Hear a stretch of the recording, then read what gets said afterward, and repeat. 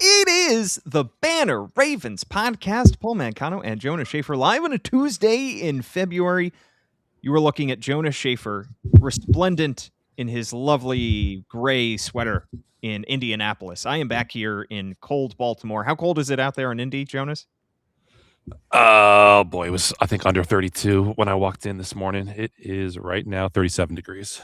Ooh, yeah, that's about what we're looking at in Baltimore. So cold in both places, but there is football to be discussed here. We're both inside, and we have nice sweaters on. If you're watching live on X, Facebook, or YouTube, drop a comment, give us a like. If you're listening to us after the fact, write us a 5-star review on Apple Podcasts, and I will read it out here on the show. Jonas, we're going to be talking about what we heard from Eric DeCosta and from Jesse Minter at the NFL Combine, which is the place that you are right now. And Jonas, as is the case with winter meetings, I'm sure this is the deal with the NFL Combine. Is there just a handful of Starbucks and all the reporters are constantly crowded around said Starbucks? And does that give you an advantage because you don't drink coffee? I actually have had a cup of coffee today on account of my lack of sleep last night. This was provided from where I'm sitting right next to a big convention room, which is where most of the media is stationed as they, go their comings and goings to the downstairs availabilities with the coordinators and everything. Mm-hmm. So I'm sure there's a couple Starbucks located centrally that I have not yet frequented, but yeah, it's a lot of hurry up and wait sessions right now. And I know our colleague Gianna Hahn was probably walking around a little bit earlier looking for a place to get a nice meal and probably a cup of coffee. Yeah, we know she's a junkie. I'm just surprised that things got so bad that you felt you needed to dip into some caffeine. All right, Jonas, let's jump right into this. You've already written some takeaways on thebanner.com where people can subscribe $1 for 6 months, but this is our first chance to hear from Eric DeCosta in a few weeks since the hiring of Jesse Minter, and this was the first time we got to hear from Jesse Minter since the hiring of his coordinators. Let's start with the conversations revolving around the franchise quarterback, because I think that's a good place to start.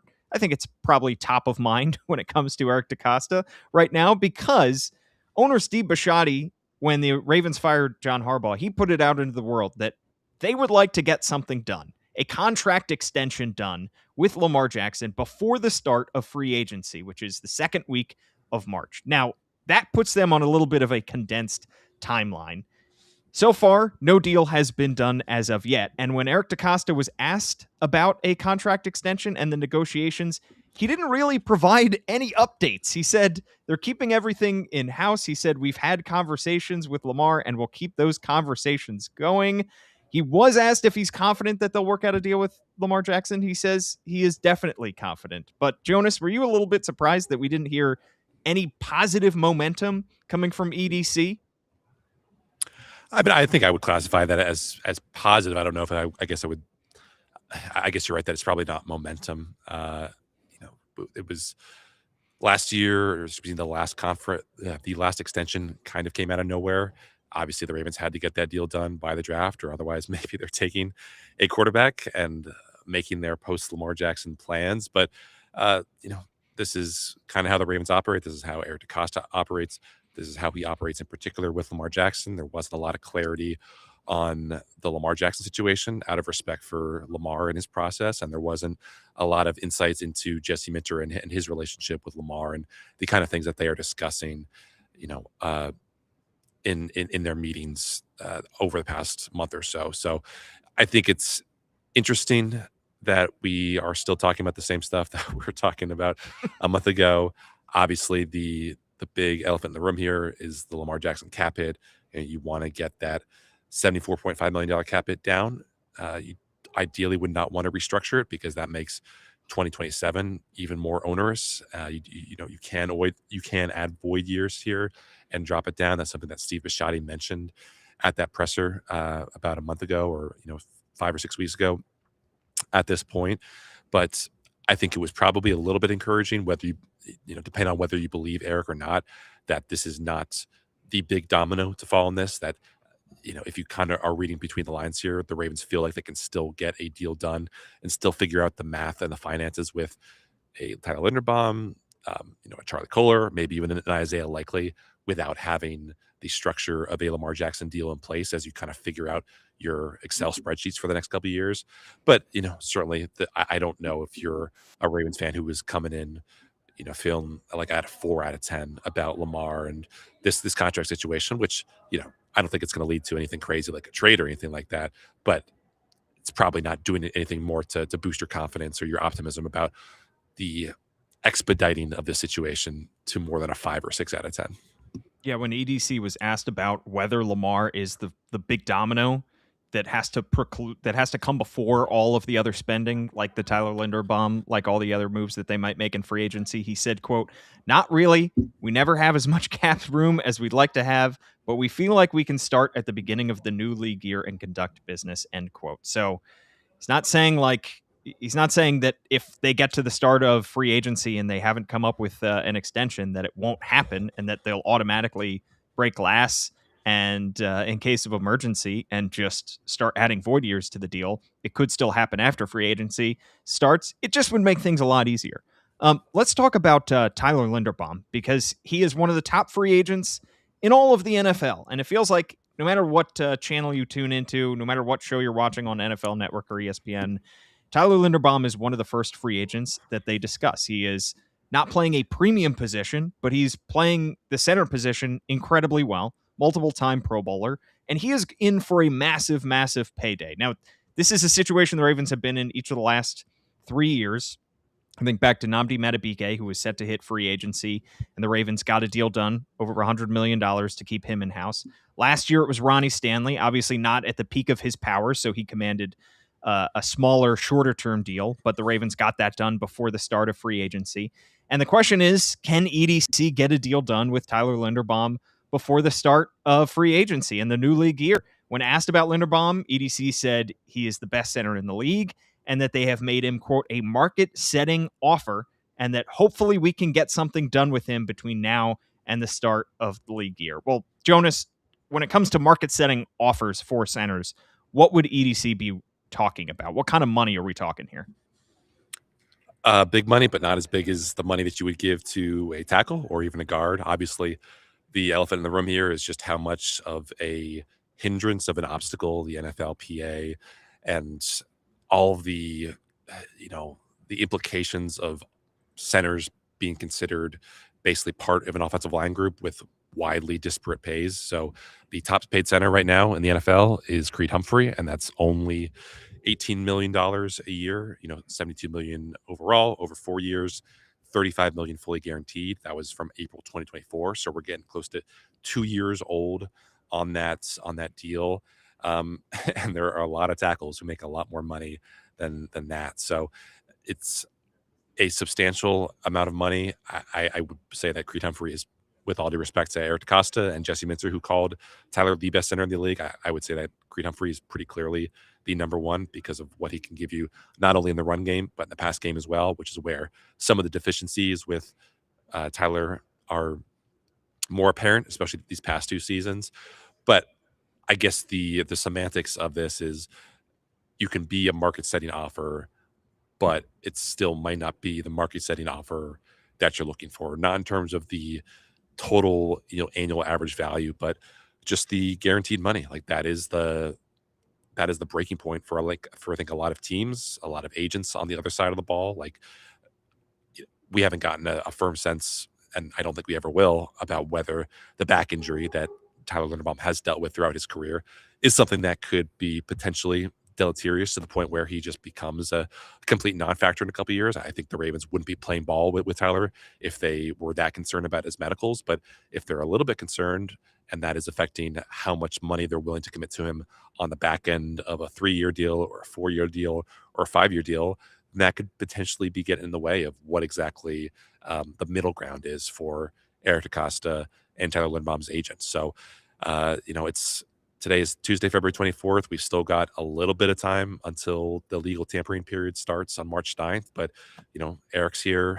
Tyler's agent is here. Everyone in the NFL universe is here. And even though you're not technically allowed to talk to agents of teams, agents for players that you don't employ, of course, Tyler Linderbaum's people and Charlie Kohler's people and Isaiah Likely's people are going to be running into team officials and asking, hey, what would it take to get a deal done? And I think that's probably the scariest part for the Ravens right now, is just what is being said out there that might deter a Tyler Linderbaum deal from getting done and throwing a whole wrench in the Ravens offseason plans. Yeah, the agents can talk to the players that whose team employs them, obviously. So they can talk to the Ravens. They just can't talk to other teams' front office members.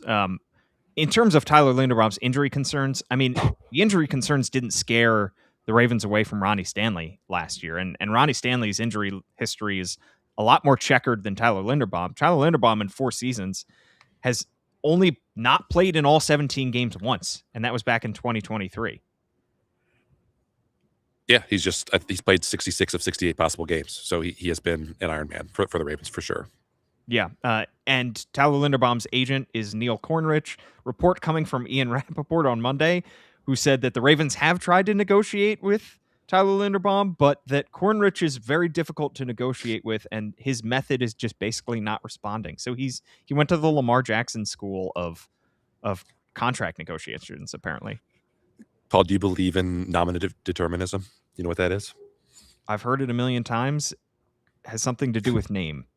Yes. Oh, your name determines your future, right? Yes. Can we all appreciate the irony of Neil Cornrich representing a man from the Iowa cornfields who's about to make him a lot of money? Yeah, that's pretty terrific. The only problem with that is my last name in Italian means they are missing, and God, I hope I don't go missing one day. I think Shaffer is German for shepherd. So you're sure? I guess I have a nice collection of wool clothes, but other than that, I don't feel like I have a flock or anything. I mean, maybe the fact that I landed with a team that has a fan base that calls itself the flock, or maybe our podcast listeners right now are our flock, but I've never really felt like a shepherd. You're the shepherd of the Banner sports staff. There's a lot of question about whether the Ravens should try to franchise tag Tyler Linderbaum if they can't get a deal done before the start of free agency. It's a tactic that they have employed before. They employed it with Lamar Jackson. They employed it with Nnamdi Madubuike. But the huge obstacle here is something that you hinted at earlier, Jonas, which is the fact that centers are lumped in with all offensive linemen and tackles specifically, which is a position that gets paid a whole lot more than centers and guards. And that becomes an issue with things like the 5th-year option, which really inflates that for centers. And that's part of the reason the Ravens didn't pick up the 5th-year option on Tyler Linderbaum. And it also inflates the number for the franchise tag, which is projected for an offensive lineman at almost $28 million. Now, there are 2 kinds of franchise tags.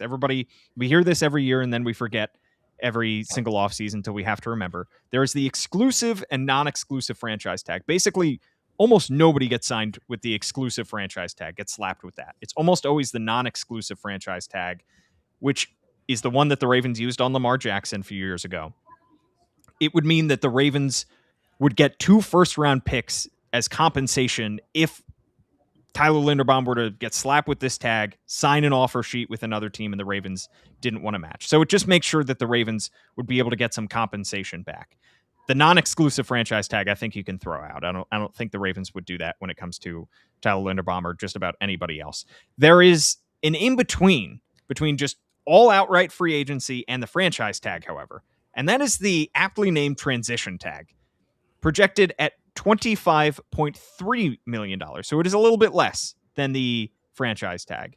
It would mean that Tyler Linderbaum could still negotiate offer sheets with other teams, just like the non-exclusive franchise tag. But the big difference is that if Tyler Linderbaum signs that offer sheet with another team and the Ravens don't match, he walks away for nothing. So it's essentially a right of first refusal. So instead of those 2 first-round picks coming back the other way, it is nothing in terms of compensation. Yeah, and that's still a lot. Like, I think the Pro Football Focus projection for Tyler is, $80 million over 4 years. So a slight bump on the top of the market, $18 million AAV, and to add another $5 million on top of it for a deal. I don't think anyone would match that transition tag, but you are still not doing a whole lot for yourself and not doing yourself a lot of favors in terms of leverage, because I think realistically the AAV on a deal would come out to less than what it would be if you franchised him or if you transition tagged him, but you are still basically establishing a beachhead for yourself and for your agent and saying, okay, I value your client this much and we're going to go below it. But you can only, I think, do that. You can only do that so far before the agent, like throws a fit. I mean, obviously, it would make sense for Neil Kornrich to tell Tyler Linderbaum to sign an offer sheet like that for 1 year if you're confident that he's going to be healthy throughout the year and he can potentially reach the market next year and get the kind of money long term that he is obviously worthy of.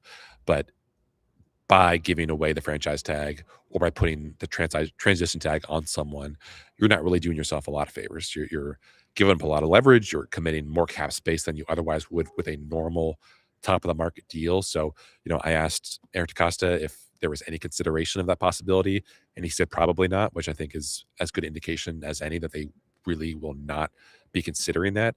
So I guess we'll just kind of see where things stand in a week or so or 2 weeks or so. I don't want to be the Debbie Downer of all this, but I was remembering as you were talking about Ronnie and how the saga last year unfolded. Like the Ravens waited pretty close until the start of that legal tampering period to get a deal done with Ronnie. I remember, I think I was at Xfinity Center in College Park when they announced it, doing some pre NCAA tournament coverage for us. But Eric DeCosta last February had said that he was meeting with Ronnie's agent and that he was unwilling to say he was 100% sure that the Ravens would get a deal done with Ronnie. He felt it was like pretty close. Maybe we didn't ask Eric the kinds of questions that would prompt a declaration of similar confidence this year, but I think it is notable that there was a little bit more hedging your bets in terms of where things stand between the Ravens and Tyler Linderbaum right now. I was at a bachelor party in South Carolina when the Ravens extended Ronnie Stanley, and I'm going on a bachelor because that was party on a Saturday, weekend. right? I think it was. Saturday, it was Sunday? like a Saturday. Yeah, it was like a Saturday at like 6:00. Great time. Yeah. And I'm going to another one this weekend, so surely the Ravens will get their deal done with Tyler Linderbaum this weekend. Yeah, I mean the Ravens are in a precarious spot right now because I shudder to think about what the offensive line would look like and what the middle of that offensive line would look like without Tyler Linderbaum.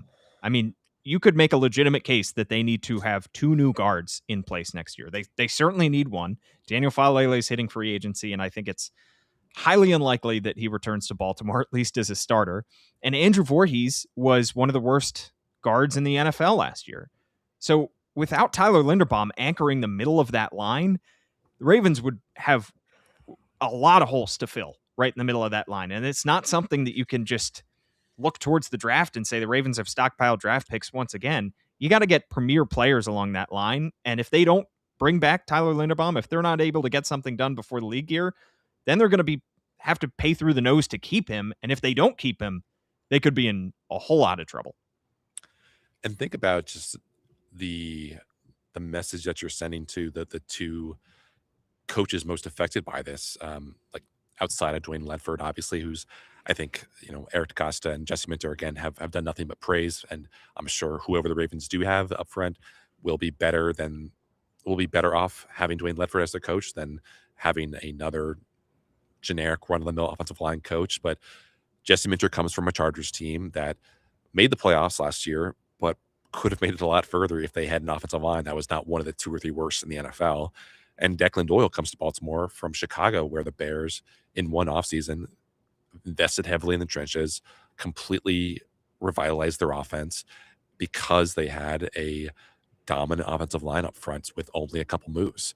So you're not really doing yourself any favors. You're going against, if you're Eric DeCosta, this pledge to bring Tyler Linderbaum that stretches as far back as last year when you turned down that 5th-year option. And, even today, he's saying that I think we've always been a team that has valued the importance of the trenches and being up front. That's just one of the reasons why we want to bring Tyler back if we can. Important operative 3 words there. If we can, certainly a focus for us. So I think there would be a hellstorm would rain down on Eric DeCosta in the Ravens if we get to March 9th and there's no deal done for Tyler Linderbaum.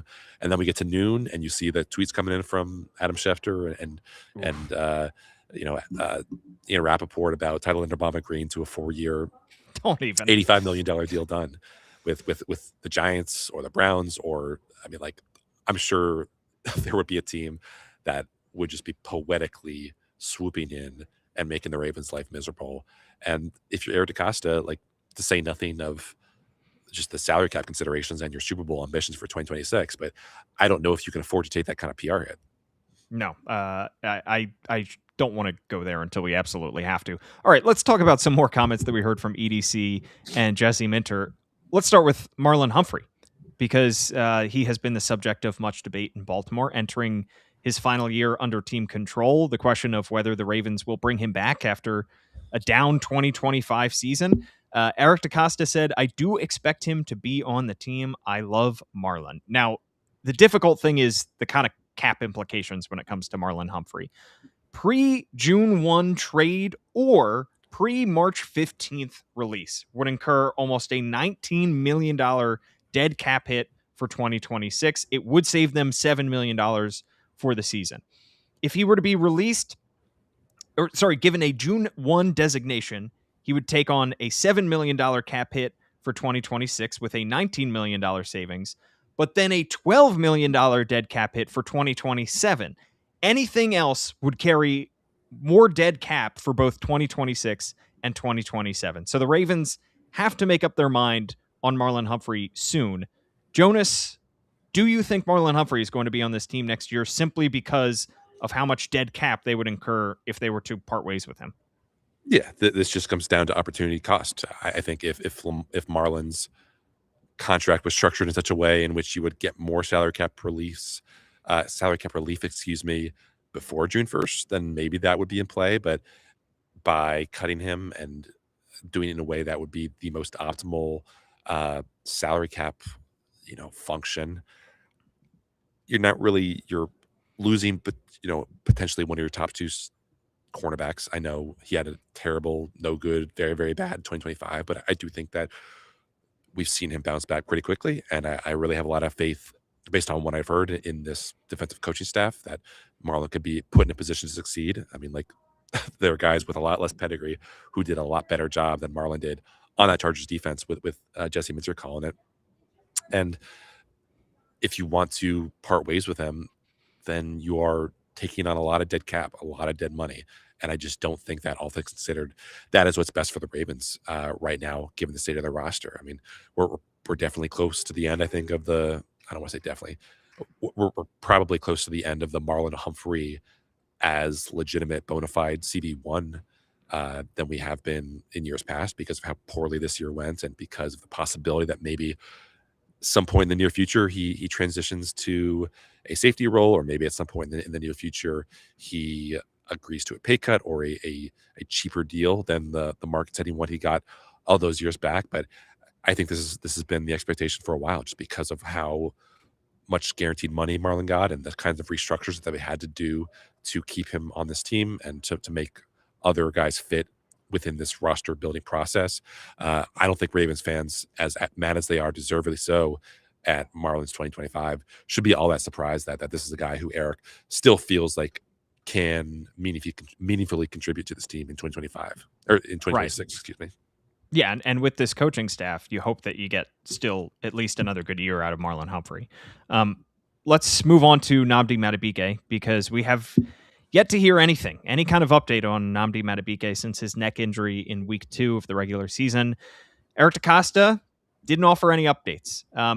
When it comes to replacing him, if they had to go to the draft, go to free agency, Eric DeCosta said he wouldn't be opposed to drafting a defensive tackle. I think even with Nnamdi Madubuike in place, you could still make the case that they could prioritize defensive tackle somewhat high in the draft, but we just have no idea whether Nnamdi Madubuike will be on this team in 2026 or not. Jesse Minter says we'll have multiple plans in place, but just excited for him. He's in a great frame of mind right now, and he's excited. He also said it was great to see him in the building last week or the week prior. We'll keep the rest of that private. When it comes to salary cap implications, whether Namdi is going to be on this team in 2026 or not. What did EDC have to say about how they're approaching that? He said it doesn't really have a major impact on us at the time, which I think goes back to the Minter quote about how the Ravens have multiple plans in place for whatever may come of this Namdi situation. EDC said there are a lot of unknowns when you build a team, and sometimes the best thing to do is just to wait for more information, and that's what we'll continue to do. I think the Ravens probably have 95 to 99% of the information they need.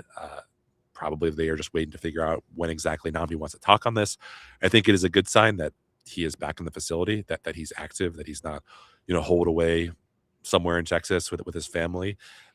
Again, whether that means anything for tea leaves and the significance of him possibly coming back in 2026, who can say? I don't think anyone but Namdi is going to break this news about what exactly is his next step. So we're going to continue to be a nuisance for whatever we get the opportunity to get these guys in front of a microphone and ask them what exactly the deal is with this Pro Bowl, All Pro, potential game record type. I mean, Lord knows the Ravens, as everyone has said, needed someone like him for their run defense, certainly for their pass rush last year. But we're just kind of back to, if we ever even got off square one, we're back to square one and wondering what exactly is going to be the next move here, because probably getting close to over 10 questions asked of Ravens decision makers altogether. But what exactly is the next shoe to drop here with Namdi? And no one's really budged, besides giving a couple of details here and there about that he's in a great place, that he's back at the facility, that they have different contingencies plans in place. But I mean, this is just kind of copy and paste for all of the press conferences in the past as far as what exactly is going on with number 92. Yeah, and obviously the Ravens extended Travis Jones during the season last year. They have Fub Peoples in the waiting in the wings potentially. Broderick Washington dealt with injuries last year, so just not a whole lot at defensive tackle depth if Namdi does not return to the field. One more player I want to touch on, and that's Mark Andrews. Ravens signed him to a 3-year, $39.5 million extension with $26 million guaranteed in December. And it seemed at that point they had made up their mind on the 3 tight end situation, that Mark Andrews was taking priority over the other 2 guys, certainly over Charlie Kolar and over Isaiah Likely, who is set to hit free agency along with Kolar. EDC said today that when they were looking at those 3 guys last season, that they had conversations with both Andrews and Isaiah Likely. And in the 5 games since Mark Andrews signed that contract, well, the production wasn't terrific. 11 catches on 18 targets for just 90 yards and no touchdowns in those 5 games. Now, it's not like Isaiah Likely was that much better. He had 9 catches for 84 yards and a touchdown in those 5 games. But Jonas, at this point, I think it's fair to wonder, did Eric DeCosta pick the right guy? And did he pay the right price, market value, to bring Mark Andrews back? Or should he be looking back with a little bit of regret as Isaiah Likely is set to hit the open market? I mean, when you look at the contract itself, it's pretty backloaded. So it, technically is a top 10 tight end contract. And I don't think that's commensurate with the level of player, the level of quality that we got from Mark Andrews last year. I just, think of him trying to get open in some of these games against Pittsburgh, where he's, trying to do his usual crossing, in-breaker, deep crosser against Chuck Clark, who at this point is definitely closer to the end of his career than to the peak of his career, and not really being able to separate like he once was, not being the kind of dependable safety blanket that made him such a productive part of this Ravens offense. So, maybe Mark, more than most people would have assumed, needed a reset in this Ravens offense, maybe going to Declan Doyle, who has a lot of experiences with tight ends going back to his days at Iowa, could be the one to lift that level of play. I mean, I think it's interesting that, Declan's first real room, one of the first real rooms that he was a part of at Iowa, was the room that had TJ Hawkinson and George Kittle on it while they were still Hawkeyes. So I think there will be some, common language there, some shared ground for those guys to figure out what exactly Mark can do to get back to being an actual top 10 tight end in terms of production and danger levels, because this year wasn't it for him. This year wasn't it really for any of those guys. Charlie Kolar, I think, had a career low in yards per route run. I think Isaiah Likely was close to it. I think Mark Andrews had a career low in yards per route run, which obviously is a pretty good measure of just efficiency overall. So whether the Ravens pick the right guy it's a bit of a tough thing to get your arms around, because you hear whispers about what exactly Isaiah Likely and his team was asking for, and it was definitely more than what the Ravens paid for Mark Andrews. And Isaiah Likely is younger, but he hasn't really shown himself to be worthy of an elite tight end money. Maybe he'll get there. Certainly he's had his moments in the playoffs that have eluded Mark Andrews, and I think that accounts for a lot of the vitriol and the dissatisfaction with the Ravens splurging for Mark Andrews in a way that they haven't splurged and probably will not splurge for Isaiah Likely. But we'll see. I mean, Eric got asked today if he feels like the Ravens can still make a bid for Isaiah Likely and be in his market. And he said definitely. He didn't really elaborate on it, but I think that was notable. Whether that was fan service more than an actual real consideration of where the Ravens can butter their bread this offseason, I guess we'll know in a couple weeks' time. But it seems unlikely that the Ravens are going to be able to run it back with Isaiah Likely and Mark Andrews in that same tight end room, considering I think at this point Charlie Kolar as the blocking tight end probably makes more sense on a financial level and just on a schematic level as well.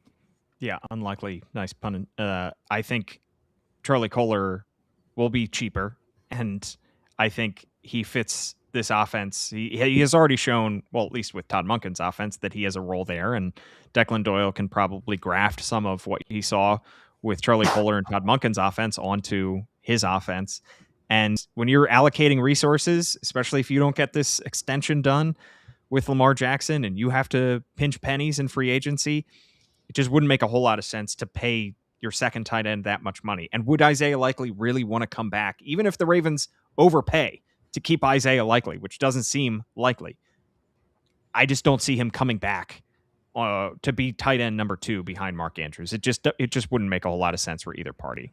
Yeah, and he's talked on podcast appearances about how he wants to be the guy. He's has nothing but respect for Mark Andrews. He's learned so much from Mark, as pretty much every tight end who comes through this Ravens tight end room can attest to. But you're not just at this point playing for your second contract. You're playing for the opportunity to get your third. So even if Mark is, let's say Mark doesn't make it to the end of this Ravens contract, you're still fighting with snaps for him. And if the Ravens decide they want to go more 11 personnel in this next iteration of this Declan Doyle offense, as opposed to 21, 12, 13 personnel, where you are featuring more heavy personnel on the field, you want to be in an offense, I think, that is going to play you 80% of the time, as opposed to 60% of the time or 50% of the time or 40% of the time. So maybe the Ravens have made a competitive offer for Isaiah Likely, but if you are him and if you are his agent, you have to make the determination of